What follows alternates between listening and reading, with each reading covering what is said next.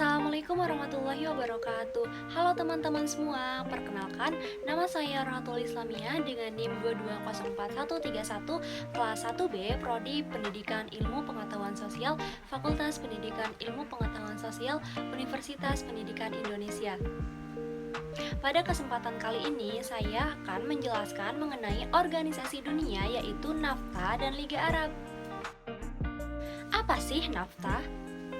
NAFTA merupakan kepanjangan dari North American Free Trade Agreement, merupakan organisasi ekonomi regional di kawasan Amerika Utara.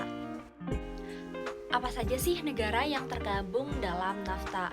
Nah, negara yang tergabung dalam NAFTA ini terdapat 3 negara, yaitu Amerika Serikat, Kanada, dan Meksiko. Nah, jika teman-teman bertanya, kapan sih NAFTA ini dibentuk? Jawabannya adalah dilansir dari Ensiklopedia Britannica tahun 2015, pendirian NAFTA bermula ketika Meksiko mengalami krisis ekonomi pada tahun 1980. Krisis tersebut membuat Meksiko berinisiatif untuk melakukan kerjasama ekonomi multilateral dengan negara-negara di kawasan Amerika Utara. Pada awalnya, Amerika Serikat dan Kanada sudah terikat dalam Canada-America Free Trade Area atau CFTA yang terbentuk pada tahun 1988. Namun, ketika melihat potensi yang lebih baik, Amerika Serikat dan Kanada sepakat menerima tawaran Meksiko untuk saling bekerja sama dalam mengatasi permasalahan ekonomi. Kemudian, pada tanggal 17 Desember 1992, Amerika Serikat, Kanada, dan Meksiko sepakat untuk mendirikan NAFTA. Perjanjian NAFTA sendiri ditandatangani oleh 3 pemimpin negara anggota, dengan Amerika Serikat diwakili oleh presidennya yang saat itu adalah George Herbert Walker Bush, Kanada diwakili oleh Perdana Menterinya Brian Mulroney, dan Presiden Meksiko Carlos Salinas de Gortari. Nah, untuk markas NAFTA sendiri itu berada di Washington, Ottawa, dan Mexico City. Meski telah terbentuk sejak 1992, namun NAFTA baru mulai benar-benar aktif pada 1 Januari 1994. Nah, selanjutnya adalah tujuan dari organisasi NAFTA. Dalam jurnal Pengaruh NAFTA terhadap perekonomian Meksiko tahun 2013, karya Abim Galau Agassi, tujuan pendirian NAFTA yaitu yang pertama adalah membuat dan menerapkan prosedur perdagangan yang efektif di kawasan Amerika Utara. Kemudian, yang kedua adalah meningkatkan investasi di negara-negara anggota. Yang ketiga adalah mempermudah prosedur bea cukai di kawasan Amerika Utara. Dan yang keempat adalah meningkatkan daya saing industri di negara anggota NAFTA. Nah, kemudian menurut William Cooper, Amerika Serikat memiliki tujuan-tujuan tertentu dalam mencapai kepentingan nasionalnya, seperti melindungi pasar terbuka bagi ekspor Amerika Serikat, melindungi produsen domestik, dan yang lainnya. Nah, kerjasama NAFTA ini mencakup apa saja sih? Nah, kerjasama NAFTA mencakup 3 hal, yakni yang pertama yaitu perjanjian perdagangan bebas, yang kedua adalah perjanjian kerjasama lingkungan, dan yang ketiga adalah perjanjian kerjasama buruh. Secara struktural, NAFTA memiliki 3 komisi, yaitu yang pertama Free Trade Commission atau FTC. Komisi ini bertugas untuk mengawasi pelaksanaan perdagangan bebas di kawasan Amerika Utara. Selain itu, FTC juga memiliki kewajiban untuk menengahi masalah sengketa yang terjadi dalam internal NAFTA. Kemudian, yang kedua adalah Commission on Environmental Cooperation atau CEC. Komisi ini bertugas untuk mengatur pelaksanaan perjanjian lingkungan antara anggota NAFTA. Mengingat pentingnya daya dukung lingkungan terhadap pertumbuhan ekonomi, maka beberapa program bersama yang terkait dengan lingkungan dilaksanakan oleh komisi ini. Kemudian yang terakhir adalah Commission on Labor Cooperation. Komisi ini juga bertugas untuk melaksanakan penyediaan mekanisme yang efektif dan terstandar terkait tenaga kerja domestik. Nah, jika teman-teman bertanya-tanya, kondisi NAFTA sekarang itu gimana sih? Nah, jawabannya adalah Presiden Amerika Serikat Donald Trump, Perdana Menteri Kanada Justin Trudeau, dan Presiden Meksiko Enrique Pena Nieto menandatangani kesepakatan perdagangan untuk menggantikan NAFTA, yaitu USA Mexico-Canada Agreement atau USMCA, seperti yang sudah ada di layar ini. Tepatnya pada Jumat 30 November 2018 di KTT G20 di Argentina. Dikenal juga dengan NAFTA 2.0 versi baru dari NAFTA terdahulu. USMCA ini juga merupakan NAFTA yang mengalami perubahan dan pembaharuan kebijakan seperti dalam pembuatan mobil, standar tenaga kerja, perlindungan kekayaan intelektual, dan ketentuan perdagangan digital. Nah, kemudian Meksiko juga telah menyetujui untuk mengeluarkan Undang-Undang Hak Perwakilan Serikat Kerja, perlindungan buruh imigran, melindungi perempuan dari diskriminasi, dan negara bisa menjatuhkan sanksi pada buruh atau pekerja. Kemudian petani Amerika Serikat mendapat lebih banyak akses ke pasar susu Kanada. Tidak ada bagian perlindungan tarif oleh Presiden Donald Trump pada tarif baja, aluminium di Kanada, Meksiko, dan Uni Eropa. Nah, Kanada dan Meksiko menginginkan perjanjian lain yang dibuat oleh Amerika Serikat agar terhindar dari tarif otomatis di bawah ketentuan 232 sebagai bagian dari negosiasi NAFTA. Kesepakatan ini juga akan ditinjau setiap 6 tahun dan dapat memutuskan untuk memperpanjang USMCA ini.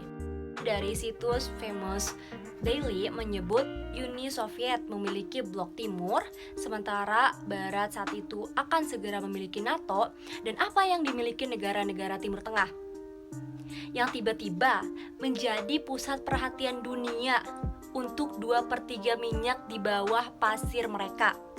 Jawabannya benar, mereka mendirikan Liga Arab.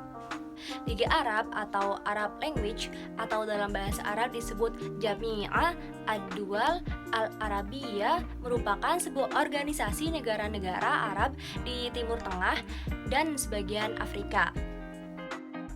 Negara apa saja sih yang tergabung dalam Liga Arab ini?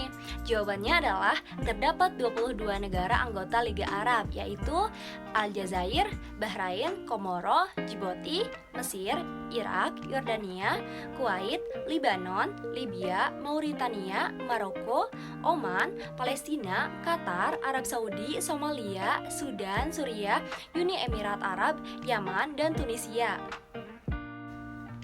Kapan sih Liga Arab ini dibentuk? Liga Arab resmi dibentuk pada 22 Maret 1945 di Kairo, Mesir oleh 6 negara pendiri yaitu Mesir, Irak, Yordania, Libanon, Arab Saudi, dan Suriah. Kemudian Yaman bergabung sebagai anggota awal pada 5 Mei 1945. Dan berpuluh-puluh tahun berikutnya, jumlah anggota bertambah hingga kini berjumlah 22 negara. Masing-masing negara memiliki satu suara di Dewan Liga saat menyusun sebuah kebijakan bersama.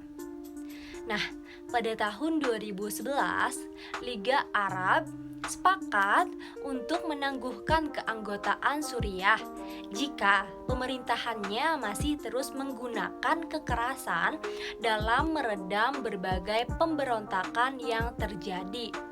Dikutip dari The Guardian, pada tahun 2013, Liga Arab memberikan kursi Suriah kepada Koalisi Nasional Suriah.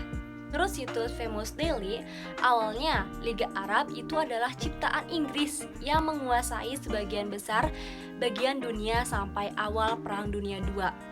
Sebagai imbalan atas bantuan Pan-Arab selama perang, Inggris berjanji untuk mensponsori persatuan negara-negara Arab. Lalu pada 22 Maret 1945, Inggris menepati janjinya, yaitu perwakilan resmi dari Mesir, Irak, Libanon, Yaman Utara, Arab Saudi, Yordania, dan Palestina yang waktu itu digabung menjadi Transjordania menandatangani fakta pembentukan Liga Arab. Tujuan yang mereka nyatakan adalah untuk mempererat hubungan antara negara-negara anggota dan mengkoordinasikan kolaborasi di antara mereka dan untuk menjaga kemerdekaan dan kedaulatan mereka. Organisasi tersebut tumbuh menjadi kekuatannya sendiri hingga saat ini. Pada tahun pasca perang hingga statusnya sekarang sebagai penengah konflik politik di wilayah tersebut. Liga Arab juga sempat mengirim pasukan pemantau ke negara Suriah untuk mengakhiri pertumpahan darah antara pasukan pemerintah dan warga Suriah, lebih tepatnya warga sipil. Tetapi ketika kekerasan gagal berhenti atau bahkan tenang, Liga Arab menarik pemantauannya, menyebabkan Suriah kehilangan bagian penting dari legitimasi internasionalnya. Nah, jadi Liga Arab ini tidak hanya menjadi organisasi ekonomi, akan tetapi menjadi organisasi yang berperan penting dalam urusan hak asasi manusia. Nah, perlu diketahui juga saat ini pemimpin dari Sekretariat Liga Arab adalah Ahmed Abdul Gate dari Mesir. Tujuan Liga Arab sendiri adalah dengan kesamaan nasib dan budaya. Tujuan dibentuknya Liga Arab 76 tahun lalu adalah untuk memperkuat dan mengkoordinasikan program politik, budaya, ekonomi, dan sosial para anggotanya. Lebih pentingnya lagi, organisasi regional ini diharapkan bisa menjadi penengah untuk perselisihan yang mungkin terjadi antara negara anggotanya, atau bahkan jika ada pihak ketiga yang terlibat. Liga Arab juga merupakan sebuah organisasi politik yang mencoba membantu mengintegrasikan anggotanya secara ekonomi dan menyelesaikan konflik yang melibatkan negara anggota tanpa meminta bantuan asing. Liga Arab juga mempunyai negara pengamat. Ada 4 negara yang diterima untuk mengamati di Liga Arab, di mana status tersebut memberikan mereka untuk mengekspresikan gagasan dan memberikan nasihat. Nah, keempat negara ini adalah Eritrea, di mana bahasa Arab adalah salah satu bahasa resmi di negaranya, serta Brazil dan Venezuela. Dan India adalah pengamat lain untuk Liga Arab. Cukup sekian, kurang lebihnya mohon maaf. Wassalamualaikum warahmatullahi wabarakatuh. Terima kasih.